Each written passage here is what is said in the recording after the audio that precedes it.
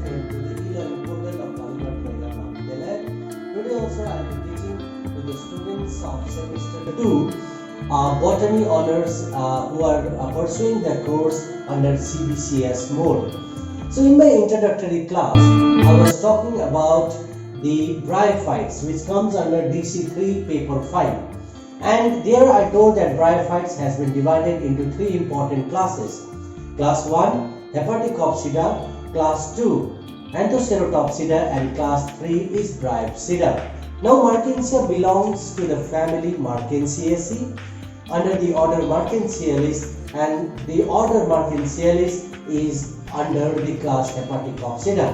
Today we will be learning about the vegetative structure of Marchantia, the mode of reproduction, that is both vegetative as well as sexual type of reproduction in Marchantia, as well as the life cycle, that is alternation of generation in Marchantia.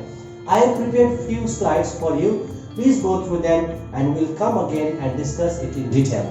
The genus Marchantia belongs to the first class of Bryophyta, the Hepaticopsida. Under the order Marchantialis, family Marchantiaceae. The most common Indian genus is Marchantia palmata or Marchantia palmata, and one of the cosmopolitan genus found all over the world is Marchantia polymorpha.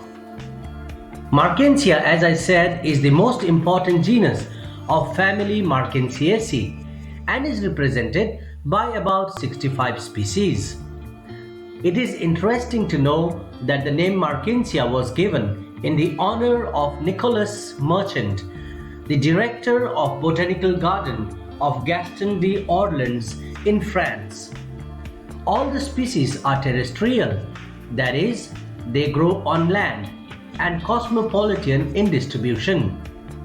In India, Marchantia is represented by about 11 species, and most of the species are common to the Himalayan region. The common Indian species are Marchantia palmata, Marchantia polymorpha, Marchantia simlana, etc. Marchantia polymorpha is the most widely distributed species all over the world. Let us now understand the gametophytic phase of Marchantia. Gametophytes have the haploid number of chromosomes. The plant body is gametophytic. The main plant body that we see around is a gametophyte. It is thalloid, flat, prostrate, and plagiotrophic. A very small plant of 2 to 10 centimeter and is dichotomously branched. In the figure given on the right hand side of your screen shows the gametophyte of Marchantia, which is flat, slightly leafy or thalloid in structure, and is always prostrate, that is, it will run along the surface of the land. The ventral surface, that is, the lower surface of the gametophyte, bears scales and rhizoids. In natural condition, the scales appear violet in color. They are multicellular and one cell thick and arranged in 2 to 4 rows. Scales are of two types, simple or ligulate or appendiculate. There are two types of rhizoids. Roots are absent in Marchantia, and in all bryophytes, roots are absent.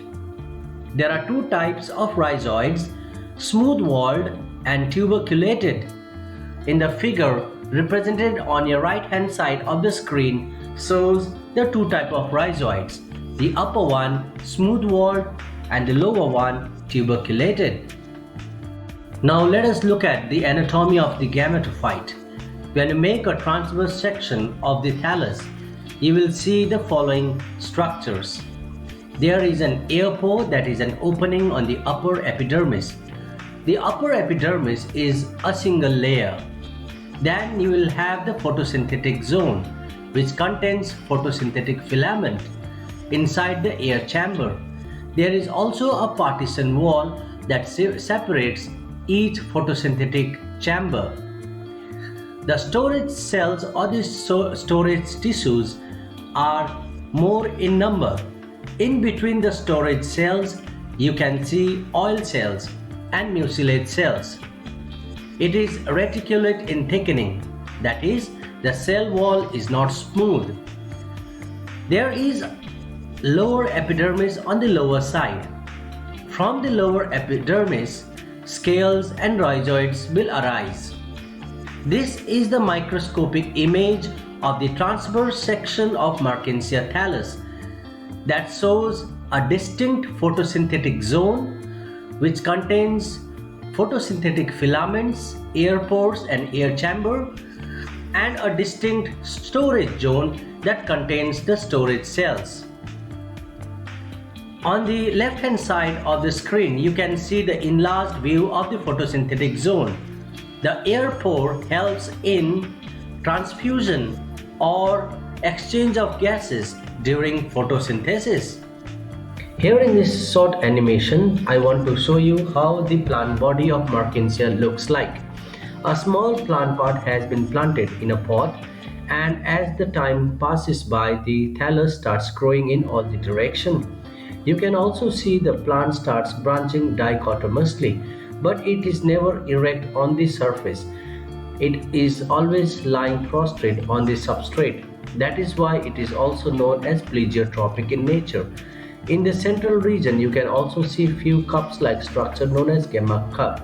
The plant body is thalloid and green in color due to the presence of the photosynthetic pigments on the upper surface. You can see the plant body of Mertensia is very simple. This is the gametophyte and is the dominant phase in the life cycle of Mertensia.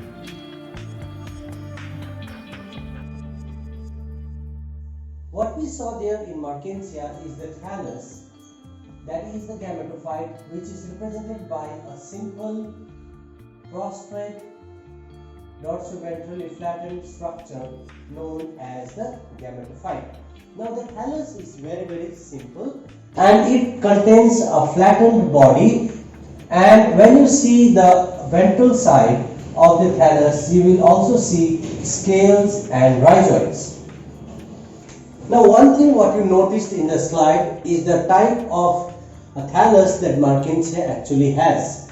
Mertensia is known to be dichotomously branched, that is, as the thallus is growing, then after a certain centimeter of growth, one branch will be here, again it will grow, another branch will be here, and again another branch, and the thallus keeps on growing. So ultimately you will see the lateral branches are coming like this from the main thallus. So Mertensia will typically show a dichotomous type of branching. Now one of the important things to know when you make a section of this Mertensia thallus and see under microscope, you will see that Mertensia thallus is differentiated into two parts.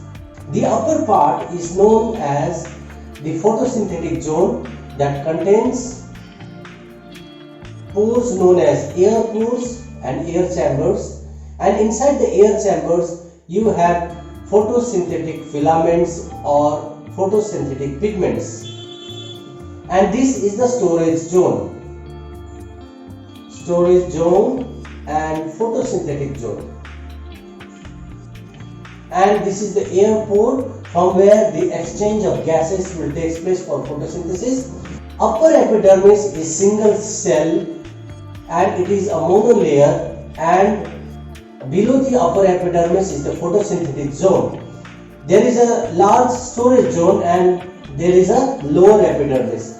Lower epidermis will contain scales and rhizoids. So in Mertensia thallus, whenever you see, the upper portion is green in color and the lower portion is not green in color. The lower portion will contain rhizoids and scale, and the upper portion will contain air pores and also the photosynthetic pigment. So this is how the Mertensia thallus and the vegetative structure look like. One thing I want to tell you here is that this particular structure is a gametophyte and then is represented by n number of chromosomes. As you all know, gametophyte is represented by n. The number of chromosomes in all this structure is N, and this is the dominant plant body. So in my later slides, we will study about the reproduction in Mertensia. It is very interesting to know the type of reproduction in Mertensia. Mertensia reproduces by both vegetative and sexual methods. The vegetative reproduction is an of interesting type, where a special type of spores are formed known as gamma. Gamma are produced in the gamma cups, which are found on the dorsal surface, that is on the upper surface of the thallus. Gamma cups are cup-shaped or crescent-shaped. They are 3 mm in diameter with smooth spiny or fimbriate margins. On the right hand side of your screen, you can see the section through a gamma cup, where there are gamma cup walls, and inside the cup-like structure there are individual gamma. When you look at the structure of a mature gamma, you will find the gamma are found to be attached at the base of the gamma cup by a single-celled stalk. Each gamma is autotrophic, that is, the gamma is also containing photosynthetic pigments that can photosynthesize. They are multicellular, bilaterally symmetrical, and thick in the center and thin at the apex. After falling on a suitable substratum, the gamma directly germinates to produce a gametophyte. There are other modes of vegetative reproduction found in Mertensia. After the thallus of the Mertensia dies or decays, the older portion of the thallus breaks, and from there a new thallus arises vegetatively by adventitious branches. As I said, Mertensia thallus is dichotomously branched, and one of the branches may give rise to a new gametophyte. If you look at the structure of gamma cup under a simple microscope, this is how it looks like. Inside the cup-shaped structure are dark green colored gamma. Now these gamma are dark green because of the presence of photosynthetic pigments. If you detach individual gamma from this gamma cup and observe, gammas are not spherical. They are somewhat irregular in shape, and their margins are also not entire, that is, they have a reticulated margin. Gamma directly germinates into a new thallus and is the most common mode of asexual reproduction in Mertensia. Now what we saw in the mode of reproduction in bryophytes. Bryophytes reproduces asexually as well as sexually. Asexual reproduction is also known as the vegetative mode of reproduction. Under asexual reproduction, there are mainly 3 types of asexual reproduction. But what is more prominent is reproduction through the formation of specialized structures known as gamma.